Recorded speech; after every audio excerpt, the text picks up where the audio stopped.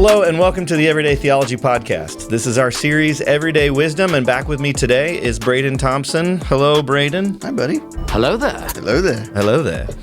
Today we're going to be taking a look at Proverbs 8, 32 through 36. We're going to end chapter 8.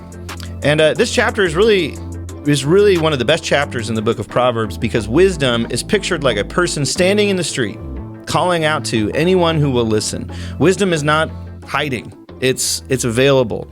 Wisdom is not locked away in some secret place where only the rich and powerful can find it. Wisdom is public. It's loud. And that matters a lot because there are so many people out there who live their lives without using wisdom. Absolutely.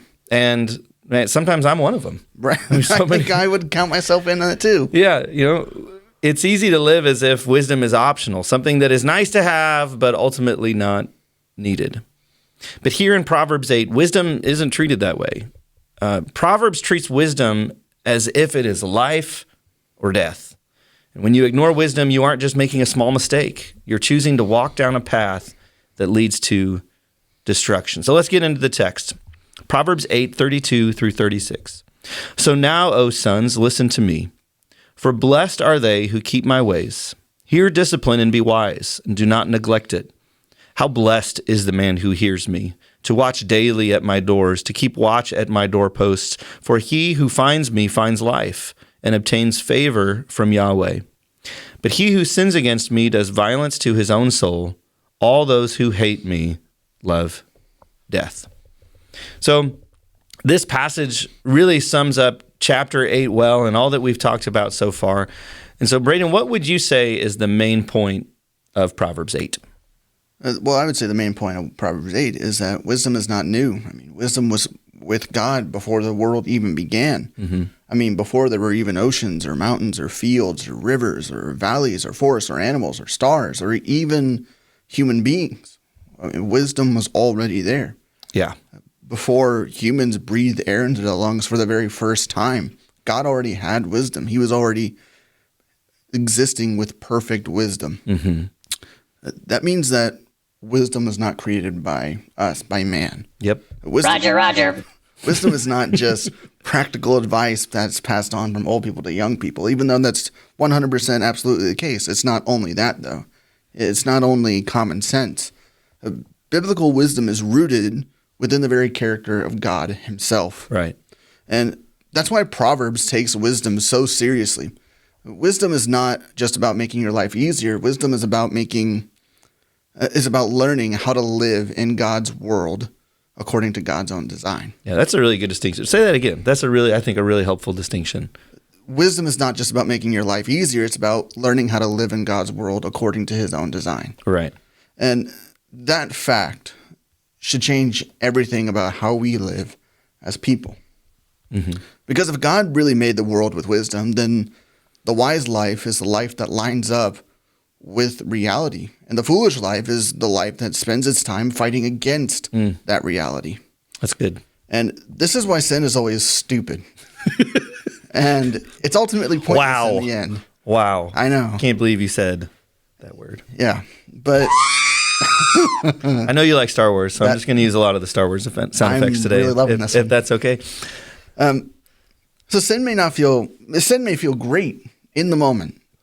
And it may look really appealing, and it may even seem to work for your life for a while. But at the end of the day, sin is sin. Mm-hmm. Sin is fighting against the reality that God created at the beginning of time. Sin is fighting against the grain of God's creation. It's kind of like trying to use a tool for the opposite purpose that it was used for. So using a hammer to take out a staple, for instance. You may if it's a really big staple, maybe that could work. Your analogy's no good. I know. They're no good here. I know. Your droids are no good here. I don't have that sound effect. That would have been a good one. You may eventually get the staple out of the paper, but it would have been much easier and much wiser to just use a staple remover. Oh, yeah. So you may get away with fighting against the reality of God's wisdom, but eventually something will break. Mm-hmm. And most of the time, what breaks is us. If it's not us, then it's our friends or our families Yeah. or something else entirely. Proverbs 8 reminds us that wisdom was here long before we were, long before. And that means that we don't get to redefine what wisdom is. We don't get to reshape it to make us comfortable. Wisdom does not adjust itself to our desires, to our wants. We need to adjust ourselves to wisdom. Yeah, I think that's really helpful because I'd imagine that every generation throughout history has tried to do that. Oh, yeah. That's not a modern thing where we just redefine what wisdom is or reshape it. That, as you said, we need to adjust ourselves to what God says, and that is the call of wisdom from Scripture, and that is what God clearly lays out for us. And that all sounds good, but that's not actually that easy. It sounds easy. It's like, oh yeah, well, I'll just do what God says, and everything will be great. But what makes this so challenging for us? Well, we live in a world that is, quite constantly and consistently telling us to trust ourselves. Yeah. And I would bet money that you and everyone who's listening has heard the sayings of the world. Things like follow your heart, speak your truth, do what makes you happy, be your own authority. But Denied. Oh wait, that's the one I wanted to use. Yeah. But Proverbs looks at those stupid sayings, Stop using that word. and We're gonna get flagged. it says no. Proverbs says that that's not wisdom. That's foolishness.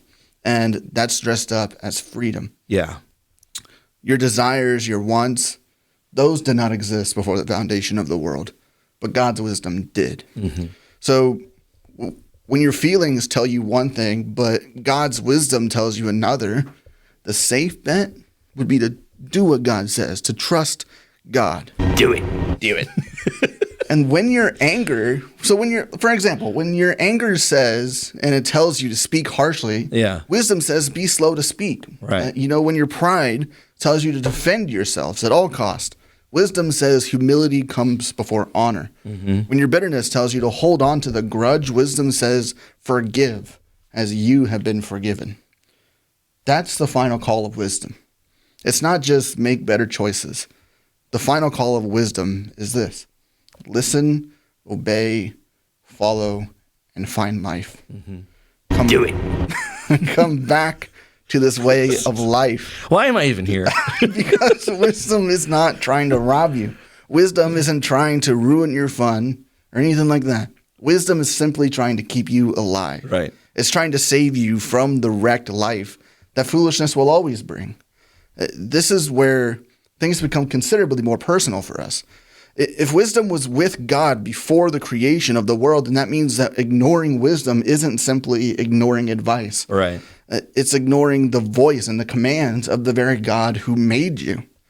So the question that we're left with is, do I want to be wise? That's not it.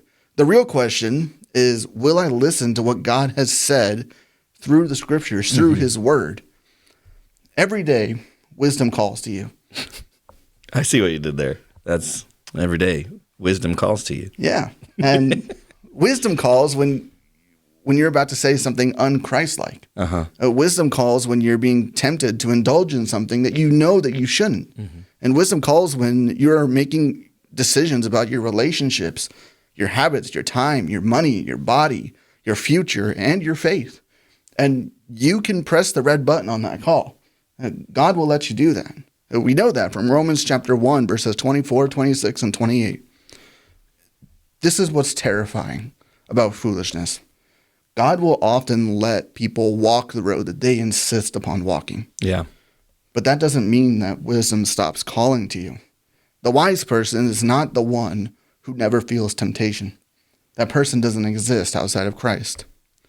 The wise person is the one who is in the midst of their temptation, and they heed the call of wisdom, and they realize that, hey, I need to turn around.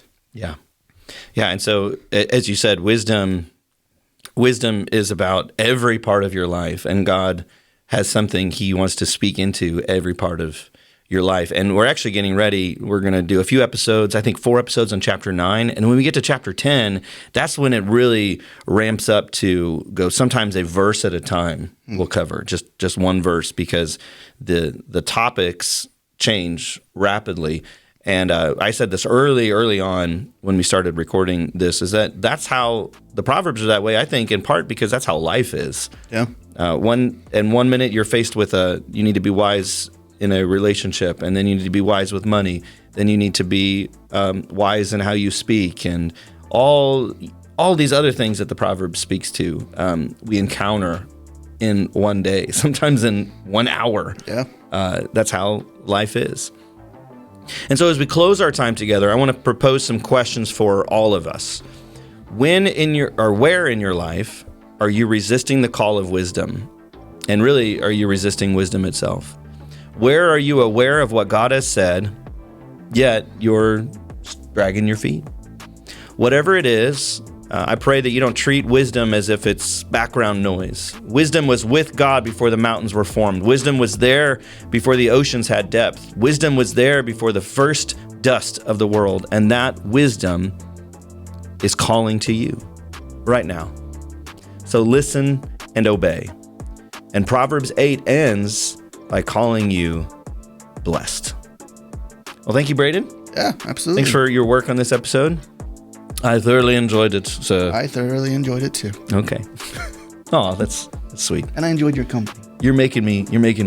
You're making me feel. Yeah, you're making me feel. And thank you for watching or listening, and we will see you for the next episode of Everyday Wisdom.